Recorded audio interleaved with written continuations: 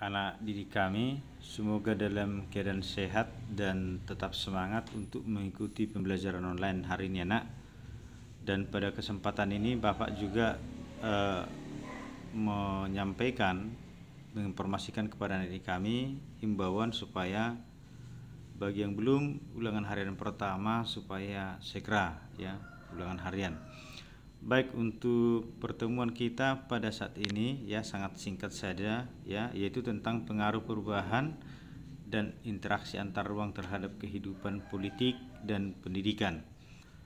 Baik, sebagaimana anak didik kami sudah ketahui bahwa interaksi antar ruang ataupun kerjasama antar negara ini tentu mempunyai dampak-dampak ya bagi masing-masing negara yang melakukan interaksi. Dalam bidang politik ya, bahwa politik itu kan kebijakan ya, kebijakan yang dilakukan oleh suatu negara. Jadi kebijakan suatu negara itu cenderung ya dipengaruhi oleh kehidupan politik di negara lain ya. Sebagai contoh ya, di Indonesia banyak ya kebijakan-kebijakan kita di Indonesia dipengaruhi oleh kondisi di negara lain, termasuk tentang ajaran ya, ajaran-ajaran ya seperti demokrasi ya, kemudian hukum ya, dan yang lain-lain ya yang kita jadikan referensi dari demokrasi negara-negara lain, kehidupan politik negara-negara lain, tapi tidak mutlak itu diadopsi, disesuaikan di negara-negara yang melakukan interaksi. Jadi tidak mutlak ditiru. Kalau di hukum dibuat di halaman 80, di situ contoh misalnya pertikaian ataupun konflik antara Palestina dan Israel ya, kita membuat kebijakan ya berpihak kepada Palestina, bahkan tidak menjalin hubungan diplomatik dengan Israel ya. Kemudian contoh yang paling konkret anak didik kami ya, ketika di negara tertentu sering terjadi aksi demonstrasi ataupun terorisme, dalam artian suhu politik memanas, pertahanan keamanan negara tidak terjamin, terjadi kekacauan, maka tentunya negara lain akan memberikan peringatan supaya masyarakatnya meninggalkan daerah itu atau tidak akan melakukan kunjungan ke negara tersebut ya, kira-kira seperti itu. Jadi sekali lagi, kebijakan politik di suatu negara bisa mempengaruhi kebijakan politik di negara tertentu.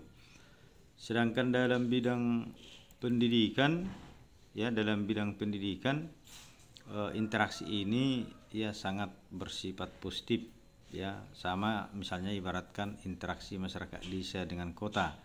Karena kemajuan pendidikan itu ada di kota ya, maka orang desa banyak yang menimba ilmu di perkotaan. Demikian juga interaksi antar negara ya, negara-negara berkembang ya tentu membutuhkan pendidikan yang lebih bermutu, sehingga melanjutkan studi ke negara-negara yang sudah dianggap mapan atau yang dianggap lebih maju. Tujuannya adalah untuk meningkatkan kualitas sumber daya manusia ya, kualitas sumber daya manusia. Karena hanya dengan pendidikan ataupun sumber daya manusia lah suatu negara itu akan menjadi negara maju, negara yang mampu bersaing atau berkompetisi, apalagi di era globalisasi saat ini ya. Dan negara-negara maju juga ya tentu welcome, terbuka, bahkan menyediakan beasiswa bagi negara-negara yang lain. Baik, itu aja penjelasan Bapak ya. Untuk lebih jelasnya silahkan dibaca di halaman 80 dan halaman 81. Di halaman 81 ada aktivitas kelompok, itu menjadi aktivitas individu. Silahkan dikerjakan, itu negara, pilih salah satu negara dengan penduduk ya kota kurang dari 50% dan negara dengan penduduk kota lebih dari 50%. Kemudian nomor 2 dan nomor 3-nya dikerjakan ya. Terima kasih, mudah-mudahan bisa dipahami oleh anak didik kami.